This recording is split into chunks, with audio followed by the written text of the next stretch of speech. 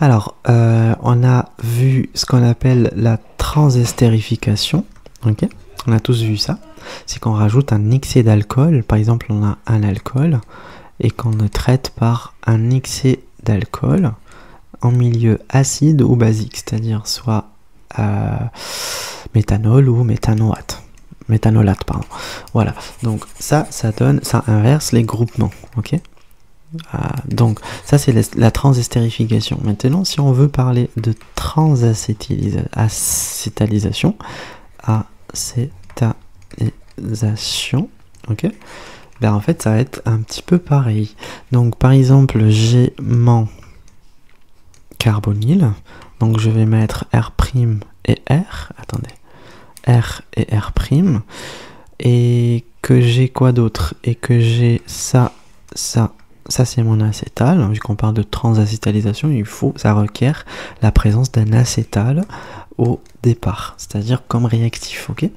Donc qu'est-ce qu'on va faire? Ben en fait, en présence d'H+, donc un catalyseur, on va obtenir ce qu'on appelle cette molécule. En fait, je vais garder les mêmes couleurs, comme ça on arrive à les distinguer. R', donc ça vient de là, ok, de l'acétone, avec ce que je note en noir, donc toujours ça, ok. Voilà, donc j'ai pris cette partie et cette partie ensemble.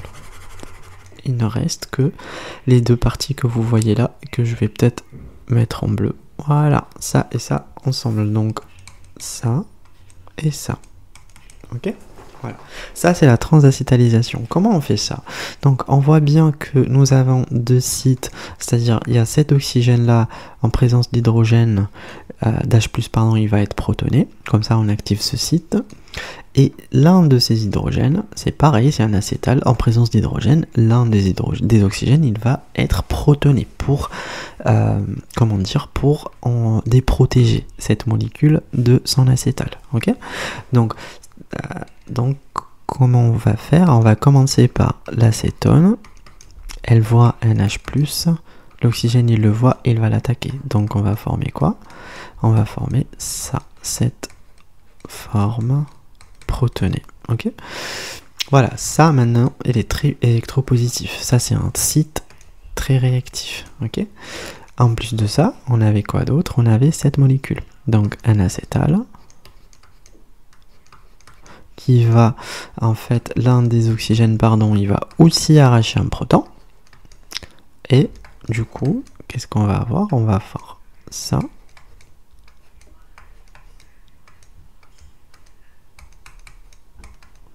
cette forme, ok. Alors rappelez-vous, déjà pour les acétals on fait comme ça, et lui il part, ok, mais c'est une molécule d'eau.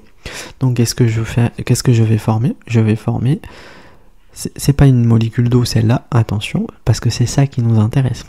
Ça, quand ça part, ça donne quoi? Ça donne ça, ok, plus du méthanol, ok. Elle donne, on a du méthanol, c'est ça le méthanol. Il faut faire attention, c'est ça, ok. C'est exactement ça. Ça va me servir pour quelque chose. Donc, ça c'est le méthanol, donc ça me sert, ok, pour l'instant. Du coup, le deuxième, donc lui, il va, rappelez-vous, quand on avait fait les réactions de protection, on avait dit que la première étape, c'est la protection de ça pour le rendre électrophile, le carbone pour le rendre très électrophile, et du coup on va venir avec soit méthanol, soit avec de l'eau, vous voyez, vous vous rappelez, du coup, et on attaque ici sur le carbone. C'est pour ça que en fait la transacétalisation, elle a, en fait c'est vraiment le même mécanisme, il fallait juste se rendre compte que il y a ces deux formes, en fait ces deux réactifs, ils vont être utilisés. Donc ça, elle va réagir avec ça, ok, avec ça, donc tout ce que j'ai entouré va réagir ici, ok. Donc je vais réécrire ça en bas et on commence. J'ai quoi? J'ai cette forme plus cette forme de MEOH, méthanol, plutôt c'est H3 hein, si vous voulez. Voilà, donc j'ai du méthanol, donc il va attaquer ici sur le carbone qui est électropositif. Donc nous, on va former ça. Moi, je vais former ça. Et quoi d'autre? L'oxygène attaché à un hydrogène. Et ça. Okay. Alors, rappelez-vous que là, qu'est-ce que j'avais? Parce qu'en fait, j'ai noté ça en rouge. Rappelez-vous, voilà, cette cétone là, en fait, avait R et R'. Donc, moi, si je reviens là, non, j'avais R et R', ok? Pour être exact, R et R', ok?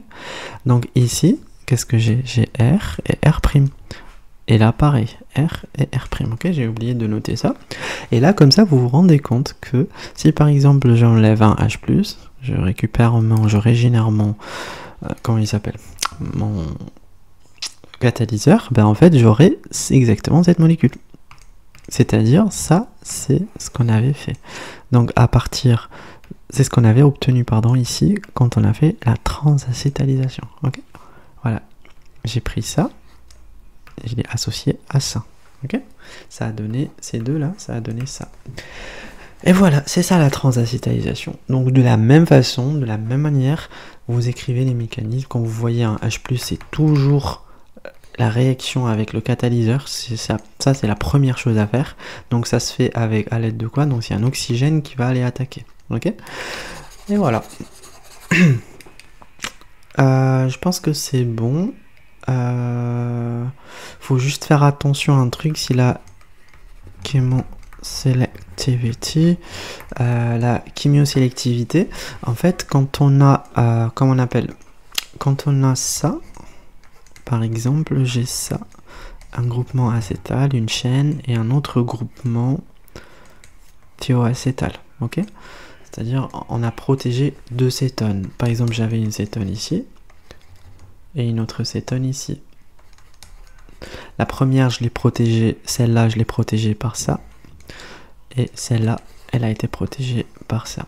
Donc si par exemple j'ai envie, si par exemple je protège avec H2, alors comment dire, avec H+, normalement on va tout protéger, déprotéger, ok?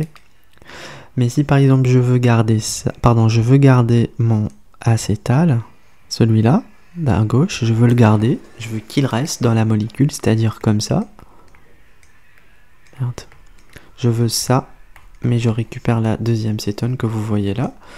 Ben en fait, qu'est-ce que je fais? Je mets un réactif qui est chimiosélectif, c'est-à-dire il va déprotéger ça, mais pas ça. Ok? Donc je mets HgCl2 avec une molécule d'eau. Ok? Donc là, on va former cette molécule. Donc on va pas pouvoir, HgCl2 va pas pouvoir déprotéger l'acétal, le glycol, ok, éthylène-glycol, du coup il va déprotéger celui-là. Donc ça, il faut mettre en compte, c'est important.